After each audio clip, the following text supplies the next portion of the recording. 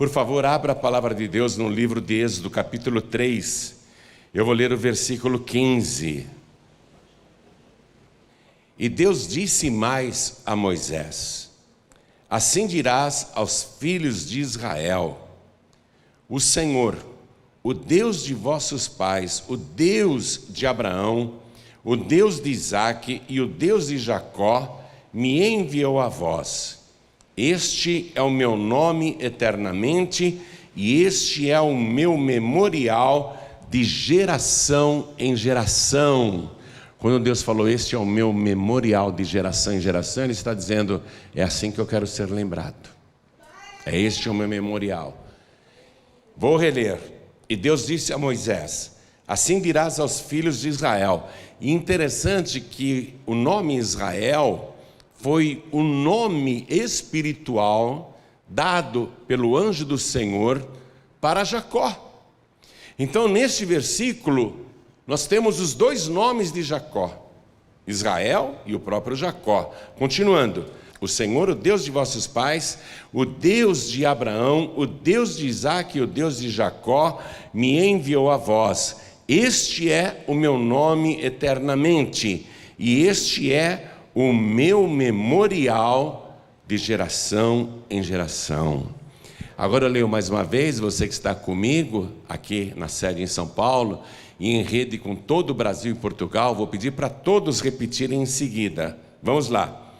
E Deus disse mais a Moisés: assim dirás aos filhos de Israel: o Senhor, o Deus de vossos pais, o Deus de Abraão, o Deus de Isaque e o Deus de Jacó, me enviou a vós. Este é o meu nome eternamente, e este é meu memorial de geração em geração. É assim que Deus quer ser lembrado e citado. Amém? O Deus de Abraão, o Deus de Isaque e o Deus de Jacó. Este é o meu memorial. Quem acredita que Deus falou isso para Moisés? Então, por favor, vamos todos juntos dar a melhor salva de palmas para esta palavra, para o nosso Deus. Levante os olhos aos céus e diga assim: eu te amo, Deus de Abraão. Eu te amo, Deus de Jacó. Eu te amo, meu Deus. Aplaude, aplaude. Continua glorificando. Pai querido, nós nos lembramos do Senhor assim: o Deus de Abraão, o Deus de Isaque, o Deus de Jacó, e também o nosso Deus. Nós te amamos, te glorificamos. Estas palmas são para o Senhor. Abre o céu para receber, e sobre cada vida em toda parte que está te glorificando, derrama a tua bênção, a tua virtude, o teu poder. Agora, Pai, vem falar conosco isso. Vem falar o porquê desse memorial. Vem falar porque o Senhor adotou este nome eternamente. Usa a boca do pregador, usa os lábios do mensageiro. Fala com cada vida aqui presente e com quem está à distância também. Envia a tua palavra com poder e autoridade, e que a tua palavra vá, percorra toda a terra e prospere naquilo para o qual está sendo enviada, em nome do Senhor Jesus. Diga amém, Jesus. Quem tiver lugar pode sentar, por favor. Olha só, minha gente, quando que começou este memorial de Deus? Claro, começou quando Deus chamou Abraão, e Abraão pela fé obedeceu, largou a terra dele, a parentela, a casa dos pais, e foi para a terra que Deus mandou, para Canaã. E Deus falou: essa terra eu vou dar para você e para a tua descendência. E Abraão não tinha filhos, você sabe disso.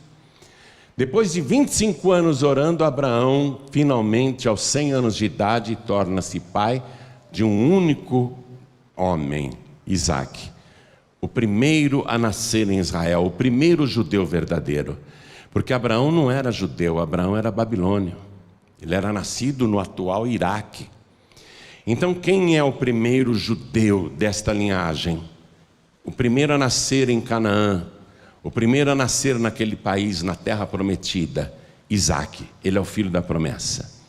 E Isaque, ele vai ser criado pelo pai da fé. Imagine ter um professor como Abraão. E Abraão vai passando toda a história da sua vida para o filho, vai edificando o filho na fé, vai ensinando no caminho do Senhor. E Isaque vai crescendo, vai passar por aquela prova no Monte Moriá, vai continuar firme com seu pai. E aos 40 anos de idade, Abraão sabe que ele está velho, que Isaque precisa se casar, mas Abraão não quer que o seu filho se case com as mulheres que na época habitavam Canaã, porque Abraão era peregrino ali. Quando Abraão chegou em Canaã, já tinha moradores na terra. Abraão sabia que aquelas mulheres eram mulheres idólatras, mulheres sensuais, mulheres que não tinham temor de Deus, mulheres que não tinham formação espiritual. Abraão, ele não quer que o filho dele, que foi criado ali, debaixo do seu joelho, ele não quer que o seu filho se case com uma das mulheres de Canaã, porque se Isaque se casasse com qualquer uma delas, poderia desviar a sua fé ou ser influenciado pelos costumes pagãos. Então Abraão chama o seu servo de confiança, o mais velho, chamado Eliezer, e diz: você vai lá para a terra da minha parentela, você vai para fora de Canaã, e você vai me jurar, você vai me prometer, que não vai permitir que o meu filho se case com qualquer mulher de Canaã, mas tão somente com mulheres da minha família, do meu povo.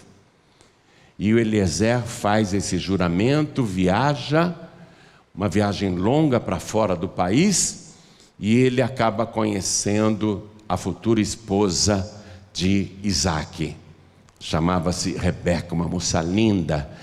E a Rebeca concorda em vir para Canaã para se casar com um moço que ela nunca viu antes. Mas era tudo plano de Deus. E quando eles se casam, o Isaque tinha 40 anos. Claro que ele queria um filho, mas a sua esposa era estéril. E depois de muitas e muitas tentativas, e Rebeca vendo que o seu marido era um homem de oração, um homem de fé, e que ele mesmo, Isaque, era fruto de um nascimento sobrenatural, de um grande milagre, ela começa a pedir para que o seu marido ore por ela, para que ela tenha um filho. E olha, o versículo resume muito, diz apenas que Isaque orou insistentemente por sua esposa. O versículo só diz isso, mas na verdade ele orou durante 20 anos. 20 anos. Senhor, abençoa o útero da minha mulher. É um útero estéril, como o da minha mãe também era. O Senhor fez um milagre na minha mãe, e com 90 anos de idade ela me deu à luz. Para o Senhor não é impossível fazer a minha esposa engravidar. Então faz o milagre, Senhor. Faça com que a Rebeca me dê um filho. Ele orou 20 anos para isso. Até que funcionou. Até que ela engravidou. E foi uma gravidez bem conturbada, porque o ventre dela se mexia muito, e ela não sabia o que estava acontecendo no seu útero. E Isaque tinha orado para ter um filho. Aí a Rebeca vai consultar o Senhor: o que está acontecendo? Porque a minha gravidez é desse jeito. E naquela época não tinha ultrassom nenhum. E ela vai receber a revelação de Deus de que está grávida de gêmeos. E são 2 meninos. Coisa maravilhosa. Sem ultrassom, até o sexo dos bebês é revelado. 2 meninos. E mais: por que está acontecendo isso comigo? E Deus responde: porque dentro do teu ventre há 2 povos, 2 nações. 2 povos sairão de ti. Você vai ser mãe de 2 nações. E o menor será mais poderoso que o maior, e o maior servirá ao menor. Então, quando chegou a hora de dar à luz, foi também inusitado o que aconteceu. Porque primeiro sai um menino, muito cabeludo, muito peludo. Ele tinha tanto pelo no corpo que a palavra de Deus disse que ele estava vestido de pelos. É como se ele nascesse vestido com uma pele de, talvez aí, sei lá, uma ovelha. Ele nasce muito peludo. Todos ali que estão presenciando a parteira acham aquilo incrível. E outra coisa, ele é vermelho, ele é ruivo. E logo em seguida, quando a criança, o primeiro está saindo, vem uma mãozinha agarrada no pé do bebê. E bebê é assim, né? Se você colocar o dedo para um nenezinho, ele vai agarrar, não agarra? Talvez por reflexo, o segundo bebê agarrou no pé do irmão que estava saindo. E ele pega uma carona naquele parto. Com menos esforço ele nasce, ele já nasce na vantagem, né? Mas na verdade ele não queria ser o segundo, ainda que bebezinho. Eu acho que ele segurou o irmãozinho pelo pé. Claro que um bebezinho não pensa, não raciocina, não tem essa maldade, nada. Mas isso já indicava que ele queria puxar o irmão e passar na frente. Ele queria nascer primeiro. Queria. Aquilo estava subentendido, lógico. E esse segundo que nasce, ele é branquinho, mirradinho, fraquinho, exige muitos cuidados.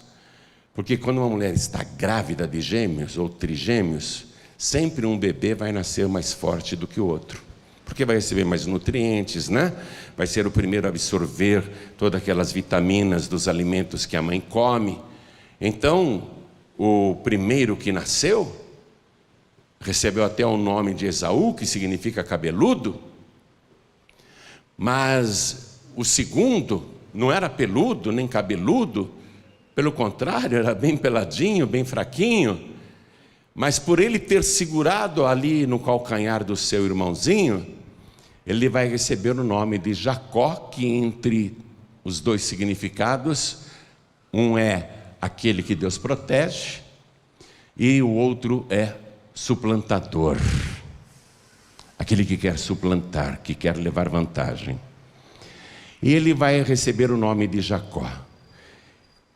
O Antigo Testamento, igreja, o Antigo Testamento inteiro tem 39 livros, 929 capítulos e 21.213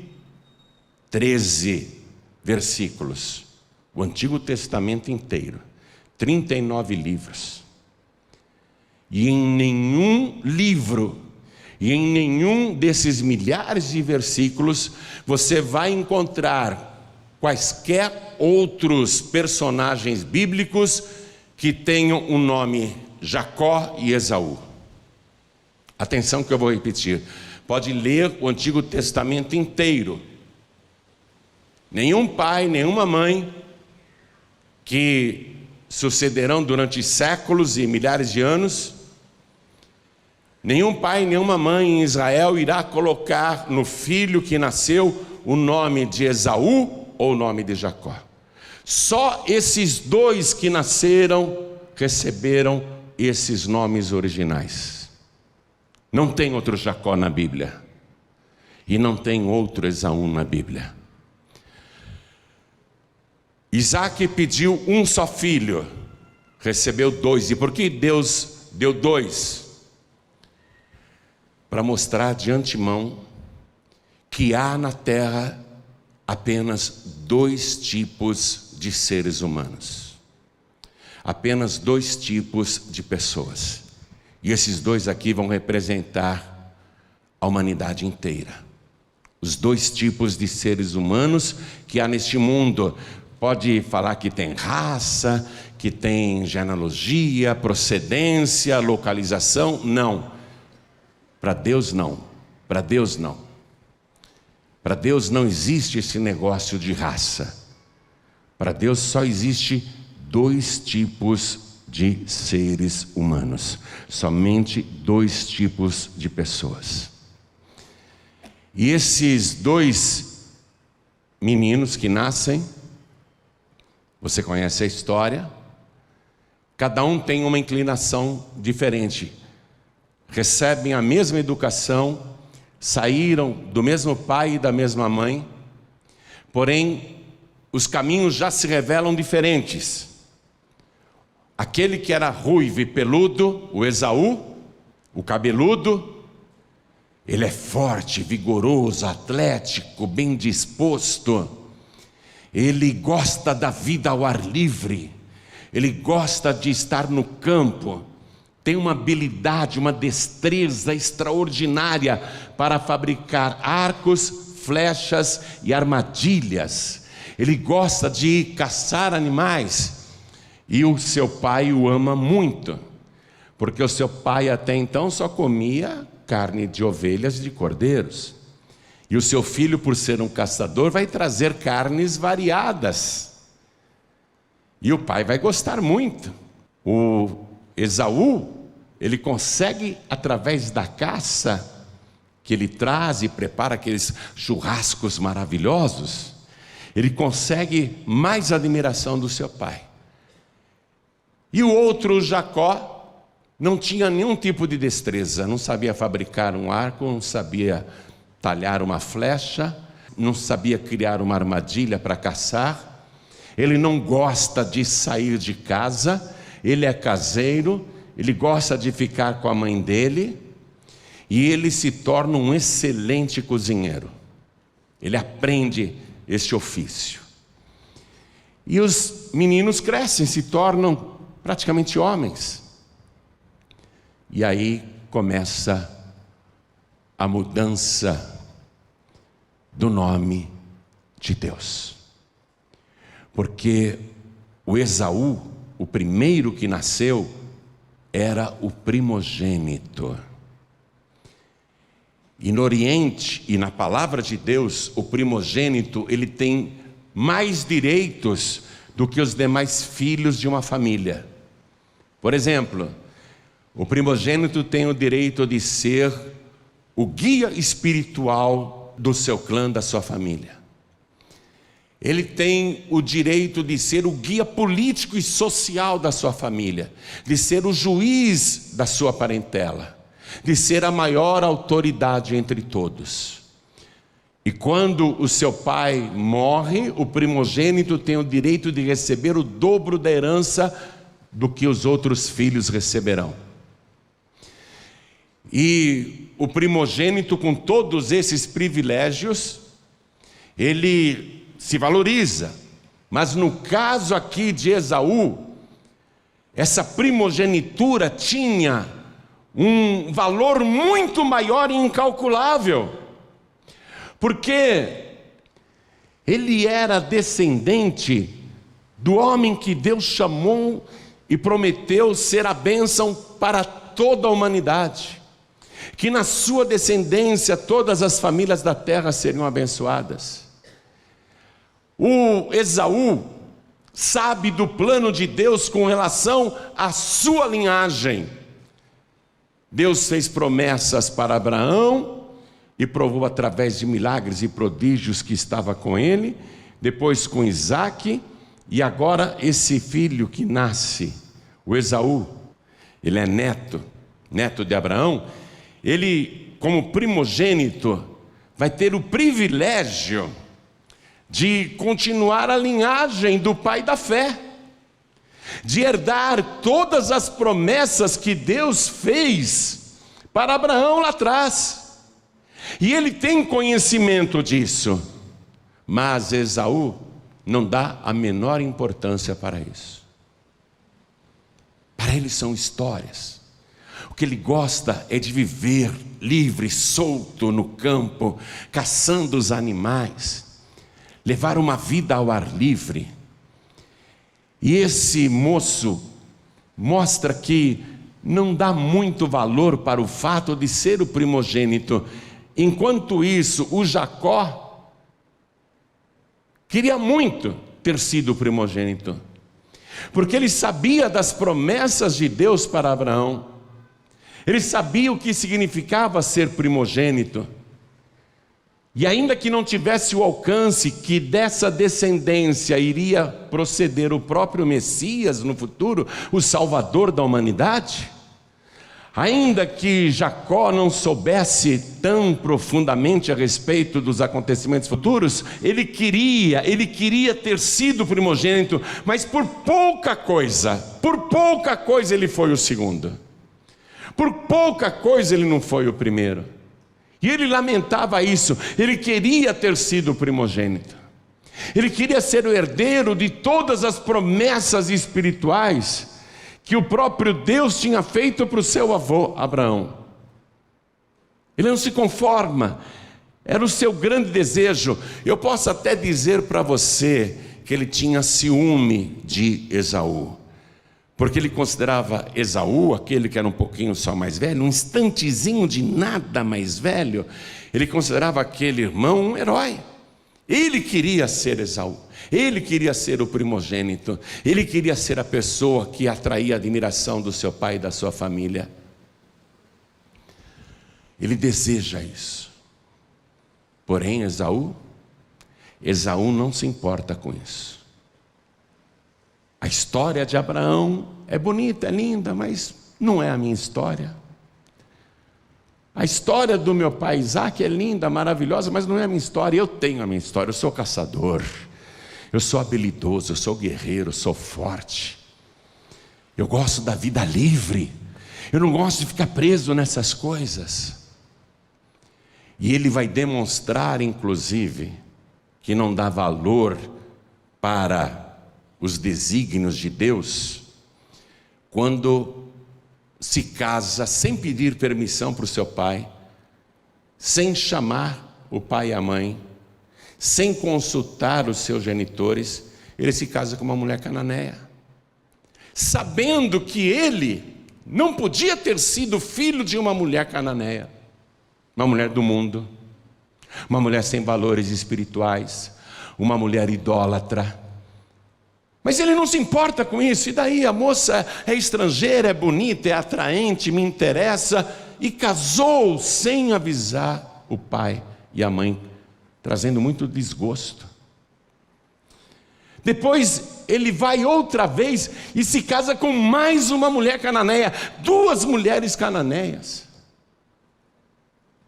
A Rebeca morre de desgosto. O Esaú, ele não dá valor para o que Deus tem em mente. Qual é o plano de Deus? Que linhagem santa que Deus quer construir na face da terra?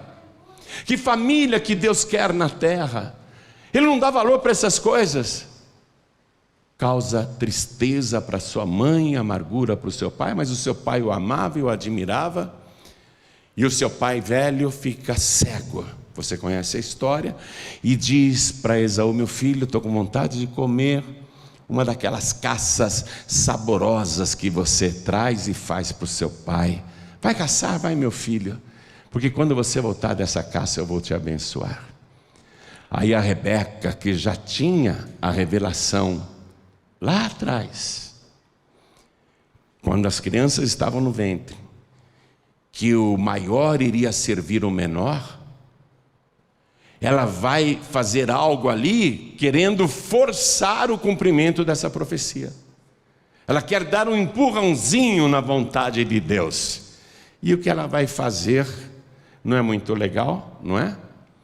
Ela vai enganar o marido, vai fazer o filho Jacó se vestir com as roupas de Esaú e levar antecipadamente um guisado lá para ele. Mas por que Jacó está indo querendo esta bênção do seu pai? Porque numa vez em que Esaú voltou do campo, faminto, e não tinha obtido sucesso na caça, o Jacó estava preparando um guisado de lentilhas. E Esaú, naquela ocasião, chegou para Jacó e falou: me dá esse prato de lentilhas que eu estou morrendo de fome. Me dá. E o Jacó, como bom judeu, ele vai negociar.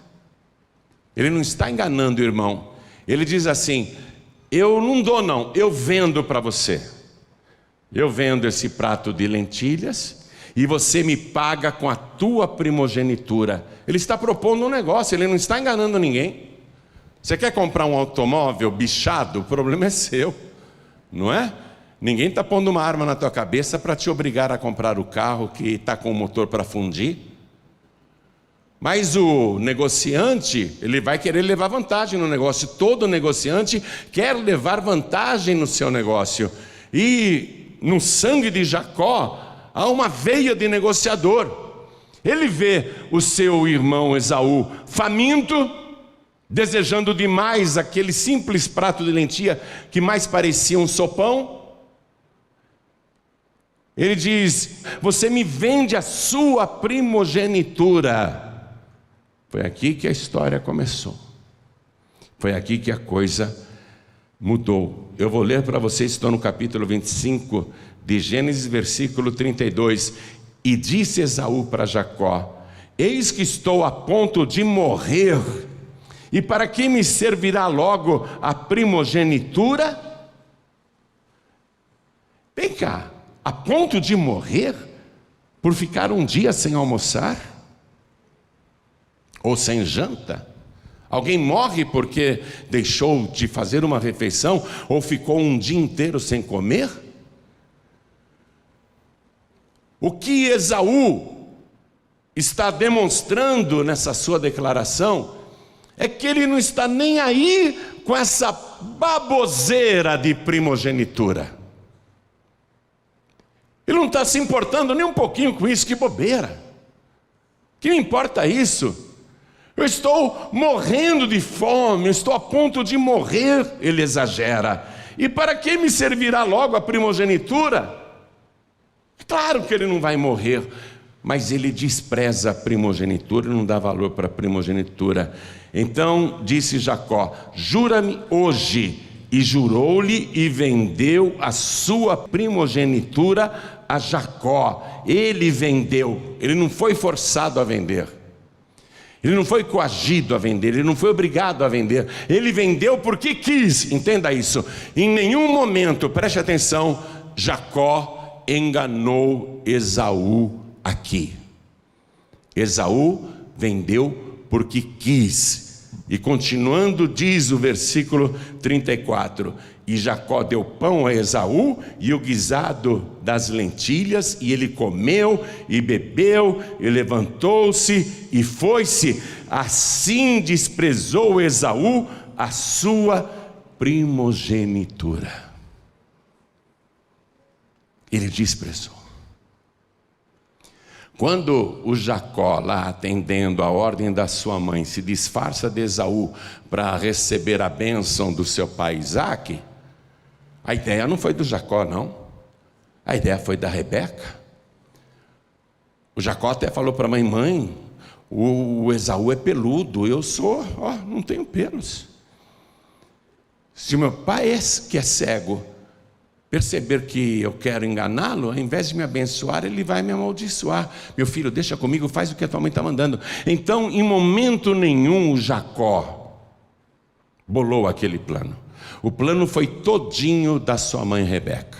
A Rebeca quis dar um empurrãozinho na palavra que Deus tinha revelado quando ela estava grávida: o maior servirá ao menor. Foi isso que aconteceu. Mas o ponto aqui é o seguinte: um despreza as coisas espirituais e eternas. Este aqui, ele não dá valor para as promessas de Deus, para os planos de Deus. Este aqui só pensa nas coisas deste mundo. Ele não tem qualquer expectativa com relação ao mundo espiritual e com relação ao próprio Deus, ainda que tinha sido criado pelo Pai no caminho de Deus. Tem muita gente assim, que apesar de conhecer a palavra, despreza as coisas de Deus, ou não vê o sagrado que há nos planos de Deus. A pessoa prefere um bem-estar rápido, instantâneo, mas que é passageiro e que compromete todas as coisas eternas que estão lá na frente. O Esaú é esse tipo de homem.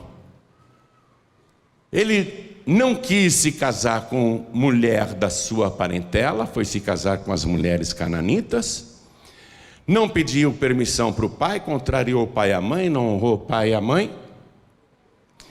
E ele despreza todo o plano de Deus e despreza o valor da sua primogenitura.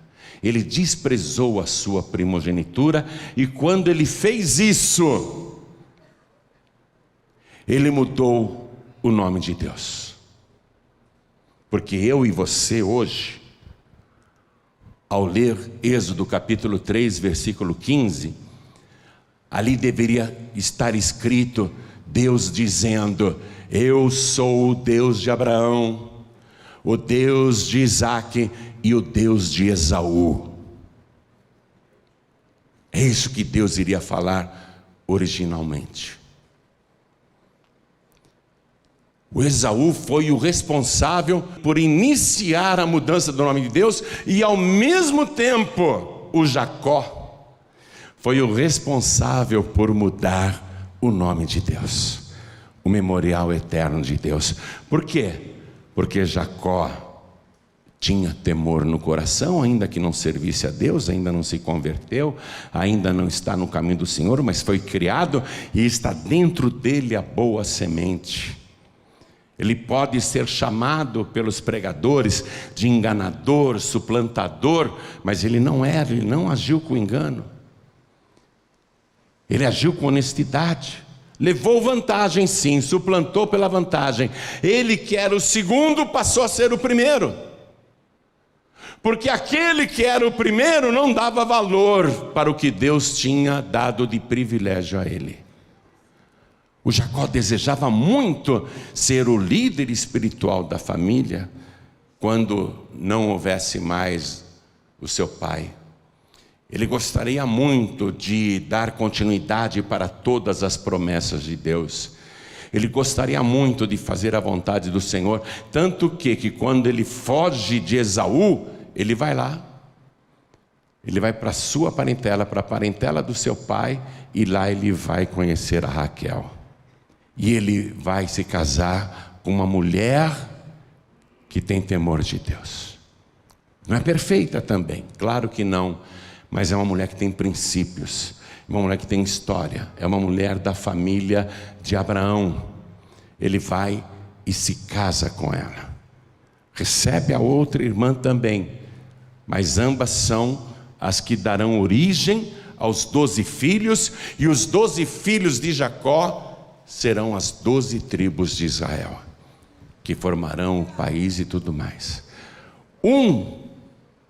Despreza totalmente as coisas espirituais, porque para ele interessa o prazer imediato, a satisfação imediata. O outro vai esperar. Tanto que, ao conhecer a Raquel lá no outro país, no meio da sua parentela, ele vai trabalhar de graça por 7 anos para se casar com aquela moça. Porque ele vai saber esperar. Ele não é aquele sujeito que quer já, quer de imediato. Ele poderia ter outras mulheres, porque o Jacó facilmente arrumaria qualquer esposa em qualquer lugar. Mas ele quer aquela, e por aquela ele vai ter que esperar 7 anos. O Esaú não era assim não. Eu vou lá e me caso com a cananita. Tem mais uma aí, vou me casar com ela também. E depois o Esaú vai casar com a terceira, a filha do Ismael, que era seu tio, e ele se casa com a prima. São homens que nasceram do mesmo útero, no mesmo milagre, com a mesma educação, o mesmo pai, a mesma mãe, feitos com o mesmo barro, que têm as mesmas oportunidades, mas que terão destinos diferentes e que afetarão a história da humanidade. Esaú, ele aborreceu a Deus. Não é que Deus fala assim, eu gosto mais do Jacó, apesar que isso está escrito no livro de Malaquias, capítulo 1, versículo 2, e que Deus odeia o Esaú. Não é nesse sentido. É porque Deus, que conhece o futuro, já sabia que daqueles dois que representam os dois tipos de seres humanos que há no mundo, um é profano e o outro vai se santificar. Um não busca a Deus, busca as coisas do mundo e dessa vida. O outro vai buscar as promessas futuras e vai esperar em Deus. Deus já sabia, Deus que vê o futuro já sabia. Não adianta eu querer investir no Esaú, porque o Esaú nunca vai investir em mim. Eu vou ler para você aqui a carta aos Hebreus, capítulo 12, versículo 16, que comenta esse fato. Olha o que diz aqui, acompanhe por favor. E ninguém seja fornicador ou profano como Esaú, que por um manjar vendeu o seu direito de primogenitura. Não era só o direito da primogenitura e receber uma herança dobrada quando o pai morresse, ou ser o líder do clã. O Esaú seria o antecessor carnal do Messias, o Salvador do mundo, o Filho de Deus. Mas por que ele não vai receber esse privilégio? Porque ele era fornicador, e isso está provado nas 3 esposas que ele arrumou. Ele só pensava em sexo, sexo, sexo. E não te digo nada não se ele não fazia um sexo grupal com as 3 esposas. Não te digo nada não, porque ele era fornicador. Ele é um homem carnal. Como é triste quando um cristão, e essa palavra que está escrito aqui, ninguém seja fornicador, isso está sendo escrito para nós que somos cristãos, que somos salvos. É muito triste quando um cristão é fornicador, ou vive na pornografia, ou vive só assistindo filmes pornográficos, que hoje está tão fácil, até crianças podem acessar. E a pessoa é viciada naquilo, e a pessoa é viciada em sexo, e só pensa nisso, é uma pessoa carnal, e deixa as coisas do espírito de lado. A sua carne é mais forte. E outra coisa, o Esaú amava o mundo. É muito triste quando um cristão ama o mundo. Eu quero passear, eu quero curtir essa vida. Eu sou uma pessoa livre. Eu faço o que eu quero, o que eu tenho vontade. Não, isso não é um cristão. Um cristão verdadeiro é igual ao Senhor Jesus, que dizia, eu não faço a minha própria vontade, mas faço tudo o que agrada ao meu Pai. Um cristão é um discípulo de Cristo. Agora preste atenção, e ninguém seja fornicador ou profano como Esaú. O que é uma pessoa profana? Uma pessoa que não dá valor para as coisas sagradas, que não tem temor de Deus. A pessoa é profana. Aqui está a mesa da Santa Ceia, e ela está em pecado, a pessoa está em pecado, continua no pecado e toma a Santa Ceia. É uma pessoa profana, está profanando a mesa do Senhor e profanando o seu próprio corpo. Porque estando em pecado, toma a Santa Ceia assim mesmo e continua no pecado. Porque pecar, as pessoas pecam, mas quando a pessoa é de Deus, ela sabe que pecou, ela pede perdão, ela se arrepende e não peca mais. Ou faz força para não pecar mais. Mas o profano, ele vive no pecado. É muito triste, é muito chato quando a gente vê, até no meio da liderança da igreja, e entre os obreiros, e entre aqueles que deveriam zelar pelas coisas sagradas, é muito triste a gente ver pessoas que estão fazendo como Esaú.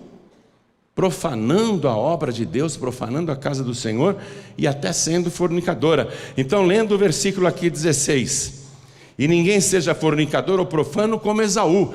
Ninguém seja assim igual Esaú, porque Deus aborreceu o Esaú e amou o Jacó.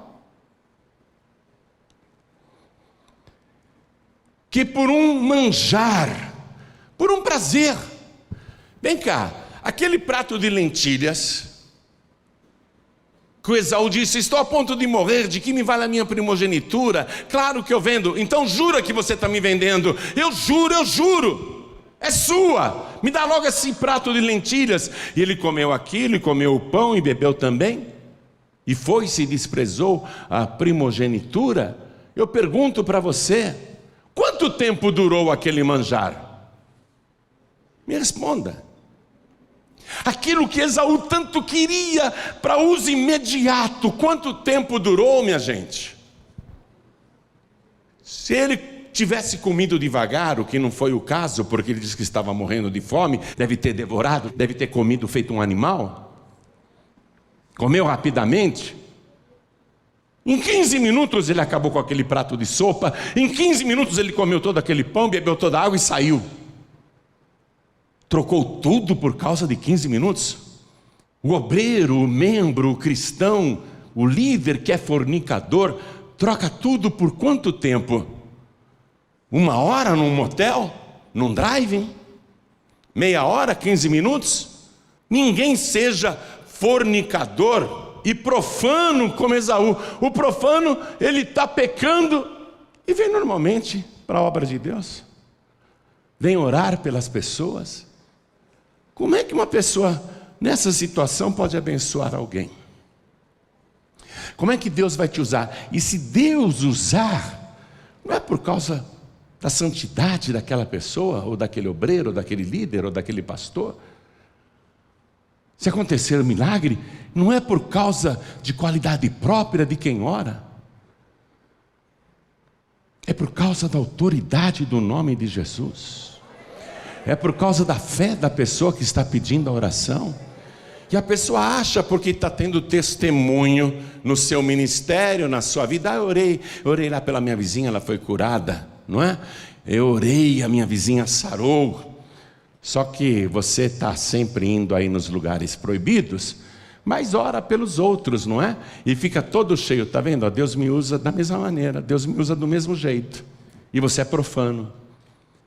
Atenção, Jesus disse que naquele dia, muitos chegarão para ele e dirão: Senhor, deve estar havendo algum engano, não é possível, o Senhor me colocou do lado esquerdo, eu em teu nome profetizava, eu expulsava demônios, eu pregava a palavra, eu curava doentes, em teu nome eu fazia isso, o Senhor me pôs do lado esquerdo com os bodes. Jesus vai dizer: apartai-vos de mim, porque eu não vos conheço. Será que você não percebe que a vida cristã, a vida de um salvo, é diferente da vida de Esaú? Esaú tinha todas as condições para hoje eu e você orarmos a Deus e dizer: ó Deus de Abraão, ó Deus de Isaac, ó Deus de Esaú. Mas nós oramos e Deus adotou esse nome eternamente, esse memorial. Eu sou o Deus de Abraão, o Deus de Isaac e o Deus de Jacó. Eu sou o Deus de Jacó. Eternamente eu sou o Deus de Jacó. Esaú é lembrado apenas com um mau exemplo.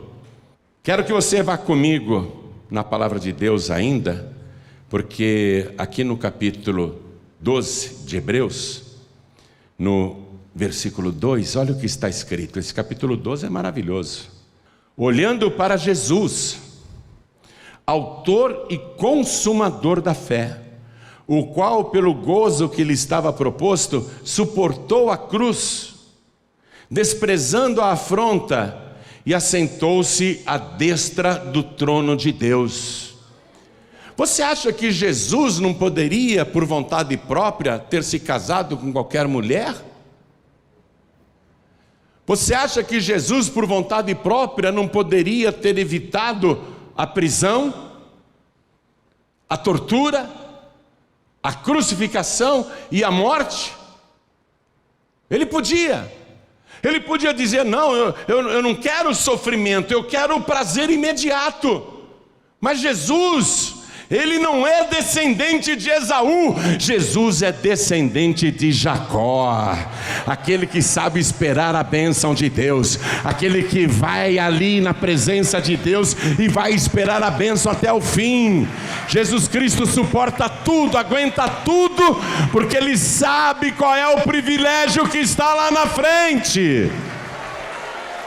É claro que a gente prefere as coisas boas desta vida do que as ruins. Mas para preferir as coisas boas, você vai profanar a tua fé? Vai pegar o que é sagrado?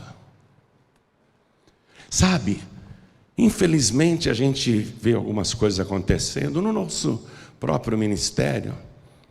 E eu fico pensando, puxa vida, se a gente que é salvo, que é cristão, deixa de dar o dízimo, porque estamos menosprezando isso. Deixamos de dar o dízimo e, nesse caso, roubamos a Deus. Quanto mais alguém que pega da oferta do Senhor, que o povo consagrou no altar. Será que essa pessoa vai se dar bem na vida? Você pode aguardar. Você acha que um cristão, um obreiro, uma obreira, um membro da igreja, um líder da igreja, que está fornicando à vontade, aproveitando todas as oportunidades, você acha que ele vai se dar bem no futuro?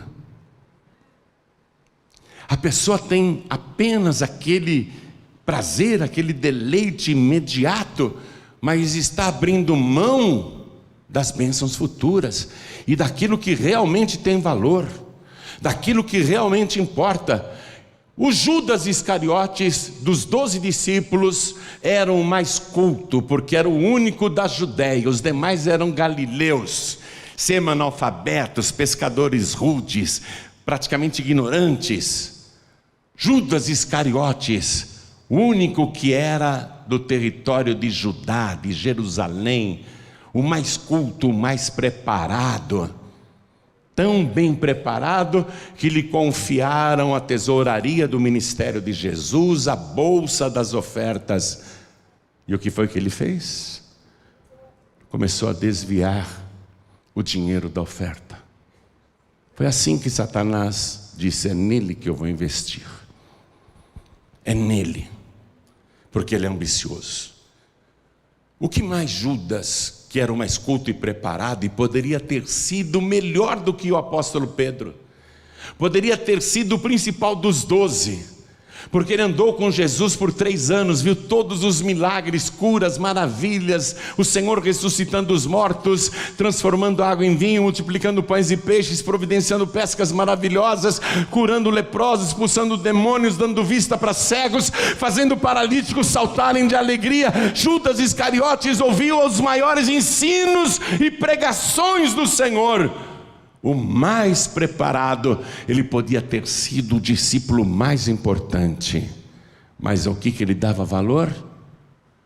Primeiramente ao dinheiro, tanto que vai vender o Senhor por 30 moedas de prata. Só que ele está abrindo mão do Salvador e da salvação. Ele gostava da política, se envolvia com os assuntos do mundo. Ele não gostou nada quando chegaram para Jesus e disseram: é justo pagar o tributo a César? Jesus falou: me mostra a moeda. De quem é essa figura que está na moeda? É de César. Jesus disse: então dai a César o que é de César e a Deus o que é de Deus. Judas não gostou nada disso. Ele não é o Messias militar que vai expulsar os romanos. Judas queria libertação terrena. Ele queria as coisas deste mundo. Perceba que Judas era um tipo de Esaú.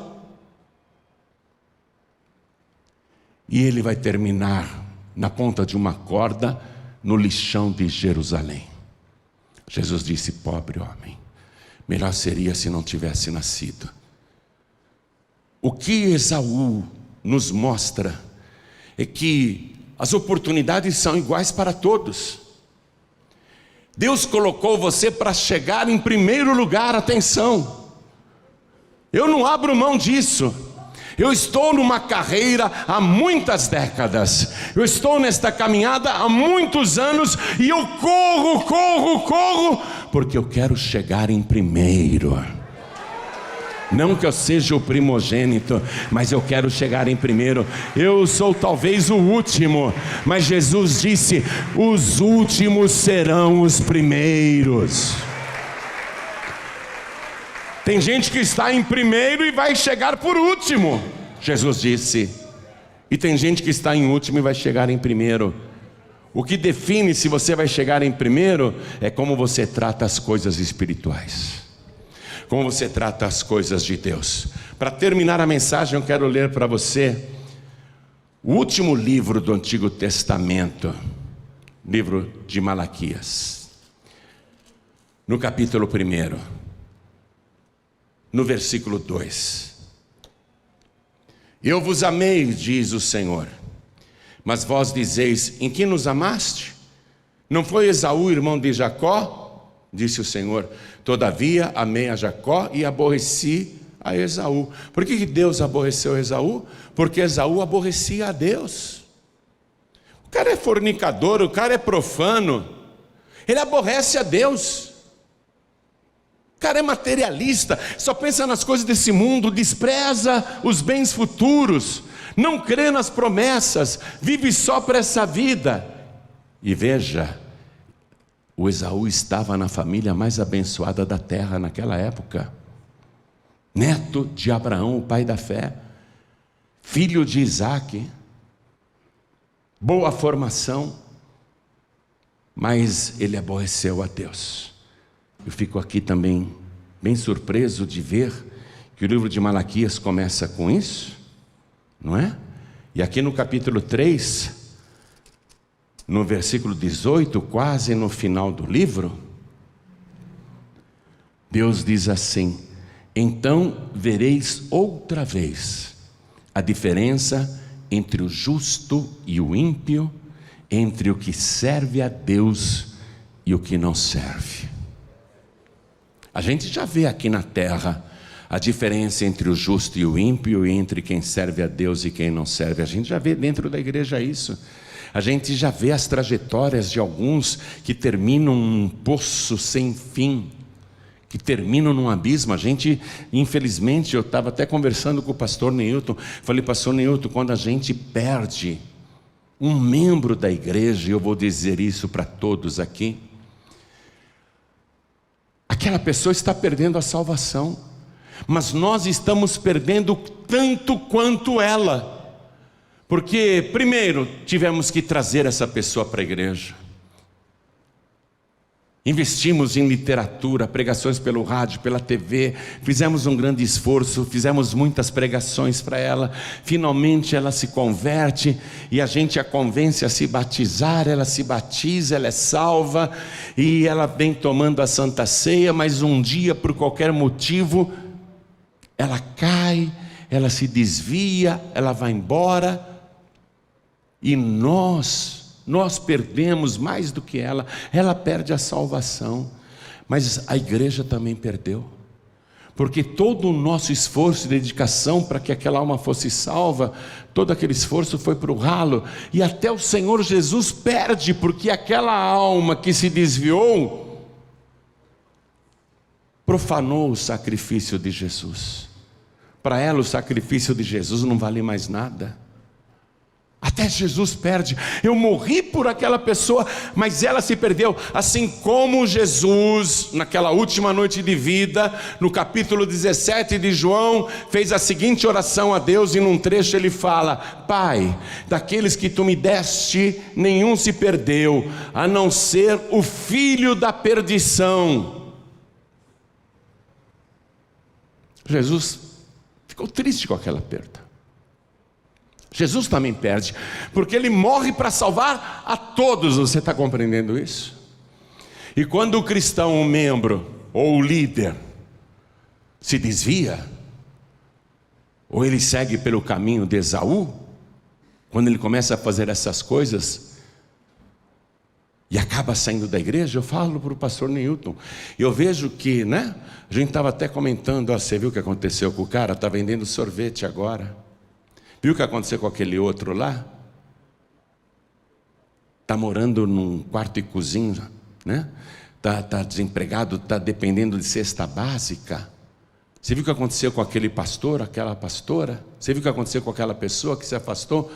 Aí o pastor Newton comentou, a pessoa perdeu tudo, né, pastor? Mas nós também perdemos.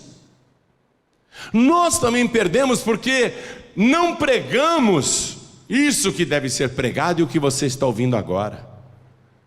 Atenção, a pregação que você está ouvindo agora pode ser uma terrível chacoalhada em você. Pode ser um terrível puxão de orelha que o Espírito Santo está te dando, mas se você ouvir a voz do Senhor teu Deus, a tua alma será salva. Jesus não te perderá e a igreja também não te perderá. Porque quanto tempo nós demoramos para formar um músico aqui, para cantar louvores, e depois esse músico torna-se fornicador? A banda? E está no altar profanando? E aí até que um dia a pessoa vai embora, ela perde tudo, mas nós também perdemos, porque demoramos para formar esse líder de louvor, essa líder de louvor, essa líder da dança, essa líder da oração. E quando um pastor também faz bobagem, e cai e sai, ou então se aventura a abrir o seu próprio ministério sem a direção de Deus e perde tudo, ele perde tudo, inclusive a salvação. Quem o seguiu também perde a salvação. Ele vai responder pelas almas que ele fez cair. Mas nós também perdemos. A igreja também perde. Jesus também perde. Todos nós perdemos.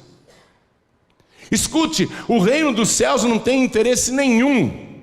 Não tem interesse nenhum que você se perca. Porque você se perder significa que Jesus está perdendo para Satanás. Jesus perdeu Judas para Satanás. Tudo bem que era para a Escritura se cumprir e tinha que acontecer daquela maneira, mas Jesus não se alegrou, porque perdeu o Judas. Jesus, ele perde. Por isso que você tem que cuidar da sua vida espiritual, cuidar do seu ministério, cuidar da sua salvação, saber esperar em Deus, ter temor no coração, não se tornar uma pessoa profana nem fornicadora, ter no seu coração um respeito absoluto, dramático, pela mesa do Senhor, pela Santa Ceia, respeito profundo pelo altar, onde você prega, onde você anuncia a salvação, respeito profundo por cada vida, por cada pessoa, e cuidar de cada ovelha para que nenhuma se perca, porque esta ovelhinha, ainda que seja doente, ainda que esteja machucada e ferida, ela foi comprada pelo sangue de Jesus Cristo, e Deus não quer perdê-la, e Ele nos colocou à frente do rebanho.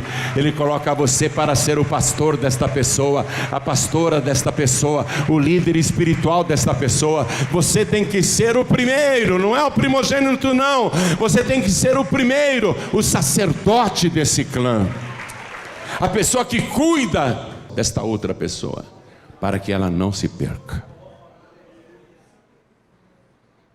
Pobre Esaú. Deus diz: eu sou o Deus de Abraão, o Deus de Isaque e o Deus de Jacó. Este é o meu nome eternamente, este é o meu memorial de geração em geração. Você vai ver a diferença entre o justo e o ímpio aqui na terra. Você vai ver a diferença entre o que serve a Deus e o que não serve aqui na terra, mas principalmente lá naquele dia. Ali você vai saber quem serve a Deus e quem não serve. Quem está realmente com a vida na presença de Deus e quem só fingia que estava.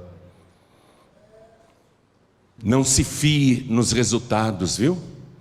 Não fique se gabando dos resultados. Eu orei por aquela pessoa. Você sabe que eu orei? O paralítico até andou. Não se fie nisso.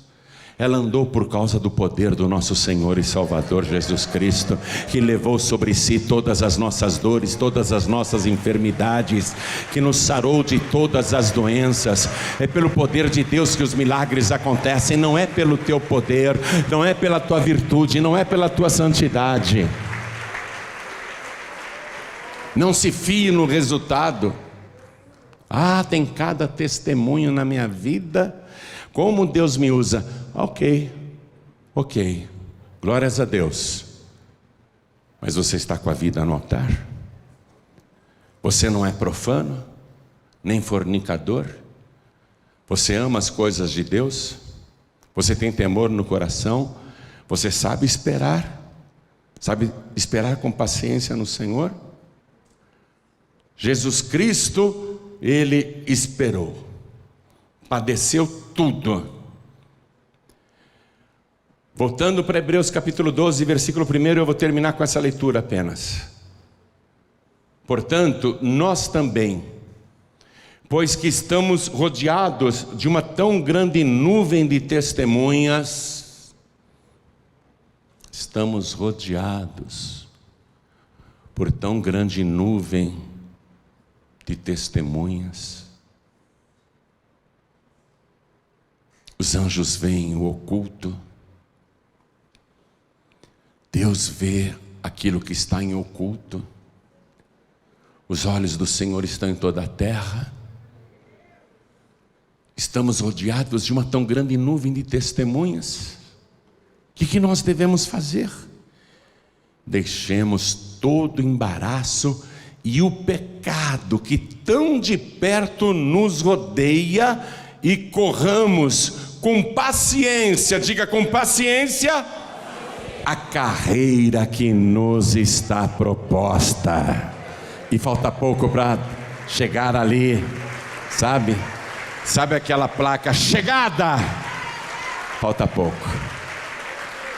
Você está perto da linha de chegada. Não jogue tudo fora como fez Judas Iscariotes. Judas estava tão perto da linha de chegada, durante 3 anos acompanhou Jesus, mas trocou tudo por uma conquista imediata. Trocou o que era eterno por aquilo que é temporário. Trocou aquilo que é espiritual por aquilo que era material. A gente não pode cometer o erro de Esaú e não pode cometer o erro de Judas Iscariotes. Vamos ficar todos de pé.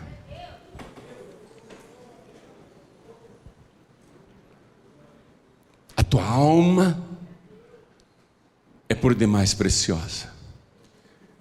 Se Ele já te salvou, a tua alma continua sendo muito preciosa para Ele. E de maneira alguma Ele quer te perder. De maneira alguma.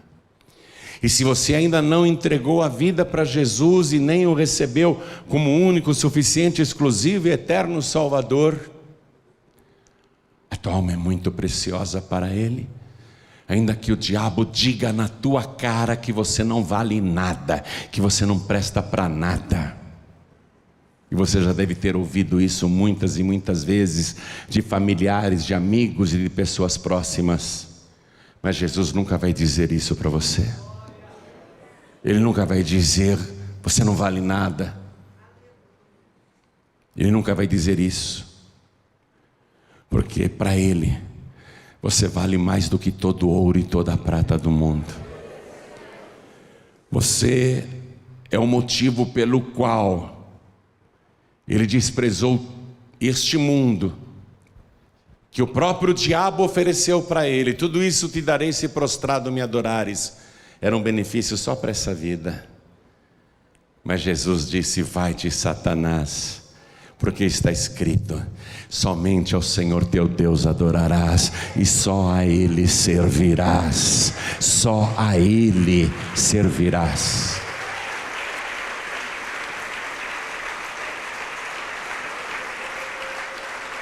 Eu quero fazer aqui o convite que o Espírito Santo me mandou fazer. O Espírito Santo me disse um dia, usando a boca de um jovem profeta: toda vez que você pregar, seja para pouca ou muita gente, nunca deixe de perguntar quem quer entregar a vida para Jesus. Eu vou fazer isso agora. Se tiver uma única pessoa, essa única alma vai alegrar o céu de uma tal maneira que os anjos de Deus vão cantar e dançar. Eu pergunto aqui agora: tem alguém que quer entregar a vida para Jesus e recebê-lo como único, suficiente, exclusivo e, atenção, eterno? Eu vou repetir: eterno. Se você entregar a vida para Jesus agora, esse benefício será eterno. Ele será teu eterno Salvador. Quem quer, erga a mão bem alto. Todos que querem. Todos que querem. Erga a tua mão. Tem alguém? Se não tiver ninguém, não tem problema. Mas tem? Se tiver uma alma, vale a pena. Jesus teria morrido na cruz do mesmo jeito por uma única alma. Vem para cá, tem mais? Vem para cá, tem mais? Vamos aplaudir mais ao nome de Jesus. Vem para cá, tem mais? Vem para cá, corre para cá. Eu gosto dessa palavra que eu li para você. Vamos deixar todo embaraço e pecado que tão de perto nos rodeia e corramos. Tem mais alguém que quer correr para frente? Quer correr? Ah, pastor, não consigo correr. Não tem problema, pode vir devagarinho. Vamos aplaudir ao nome de Jesus. Há pessoas aqui que precisam nesse momento de um renovo de Deus. Há pessoas aqui que precisam disso. Pastor, eu quero fazer um novo compromisso de santificação com Deus. Eu quero fazer um compromisso de estar mais na sua presença, de me dedicar mais aos planos do céu do que aos planos da terra. Eu quero ter o meu amor por Deus agigantado, ampliado. Eu quero aqui hoje receber novas forças e poder do alto para continuar essa carreira, para não ficar à beira do caminho, para continuar sempre em frente até aquele grande dia. Então, quem quer, vem aqui para frente em nome de Jesus. Pastor, eu quero essa oração, eu quero receber esse renovo, eu quero receber esse poder, eu quero receber essa santificação, eu quero ter uma vida mais próxima e mais íntima com Deus, eu quero viver no temor do Senhor. Eu quero ser aquela pessoa que ouve o Espírito Santo falar o tempo todo. Eu quero seguir e fazer o que agrada ao meu Deus e não à minha própria carne. E aliás, deixa eu fazer esse convite. Pastor, eu ando lutando muito com a minha própria carne. Eu quero vencer a minha própria carne. Vem aqui para frente em nome de Jesus que nós vamos orar. Vem para cá. É a nossa guerra constante. Esaú era carnal, Jacó era espiritual. Jacó agradava a Deus, Esaú aborrecia a Deus. A diferença está nisso, entre ser carnal e espiritual. Pastor, eu quero ser mais espiritual, eu quero ter mais graça de Deus, eu quero ter mais unção, eu quero ter mais sabedoria, eu quero a ajuda de Deus para melhorar a minha caminhada. Eu quero crescer mais na presença de Deus. Eu não quero estacionar. Eu não quero parar na minha vida espiritual. Jacó não parou, viu? Jacó não parou na sua vida espiritual. Ele foi de progresso em progresso até chegar àquele ponto em que ele agarrou o anjo e disse: eu não te largo enquanto não me abençoares. Qual o teu nome? Jacó. Não, você não chama mais Jacó. Agora o teu nome é Israel. É isso, crescimento, crescimento, crescimento. Quer crescer mais? Vem aqui para frente em nome de Jesus. Vem para cá. Nas igrejas estaduais, em todo o Brasil, vem para frente também do altar. O teu pastor vai orar por você, assim como o pastor Neilton Rocha vai orar aqui na sede. Vem para cá, vamos orar agora. Pastor, os pastores nos estados também estão orando, mas você tem que abençoar a todos também, amém? Coloque a mão sobre o local do seu coração, feche seus olhos e orem assim comigo, inclusive nos estados. Meu Deus e meu Pai, ore com mais fé. Meu Deus e meu Pai, eu não sou Esaú, eu sou Jacó, Israel. Eu fui chamado pelo Senhor para fazer a tua santa obra, anunciar aquele que é o único, suficiente, exclusivo e eterno Salvador, Jesus Cristo. Meu Deus, se em algum momento da minha jornada, da minha carreira de fé, eu me comportei, eu agi como Esaú, eu te peço agora, me perdoe, Senhor, lava-me com o sangue de Jesus Cristo, porque eu não sou fornicador, eu não sou profano, eu sou lavado, remido, justificado, santificado pelo sangue de Jesus. E eu declaro: eis-me aqui para anunciar a semente santa de Jacó, que é Jesus Cristo, o meu único, suficiente, exclusivo e eterno Salvador. Meu Deus, eu vou proclamar em toda a terra que o Deus de Abraão, o Deus de Isaque e o Deus de Jacó é também o meu Deus, e Ele está voltando para buscar uma igreja lavada e remida pelo sangue de Jesus. Renove, Senhor, a minha vida e a minha fé em nome de Jesus Cristo, o meu único, suficiente, exclusivo e eterno Salvador para sempre. Faça a sua oração particular com Deus. Fale a Deus.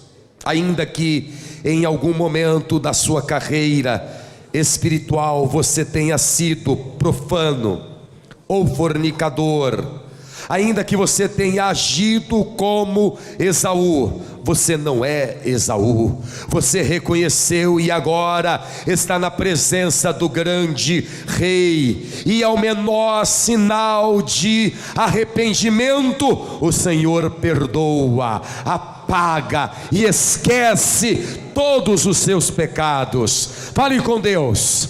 Senhor nosso Deus e Senhor nosso Pai Todo-Poderoso, meu Deus, não como Esaú, mas como Jacó, esta pessoa está em tua presença e ela vem lutando contra as obras da carne, ela vem lutando contra Satanás e os seus demônios para permanecer de pé pé na presença do grande Rei. Essa pessoa sabe o chamado que ela tem, e o Senhor a chamou para anunciar o Evangelho, para pregar a tua palavra, para anunciar ao mundo que só existe um Senhor, que só existe um Salvador, e este Senhor e Salvador é Jesus Cristo. Assim como o Senhor derramou sobre Jacó o teu nome e o teu poder,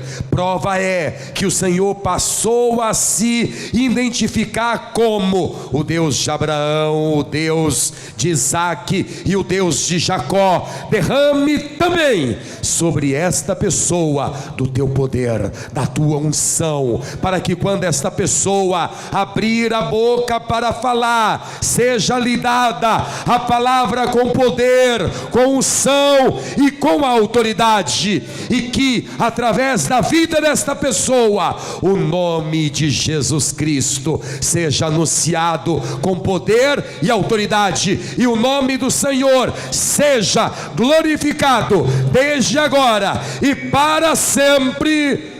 Amém. E assim seja feito em nome de Jesus. Amém.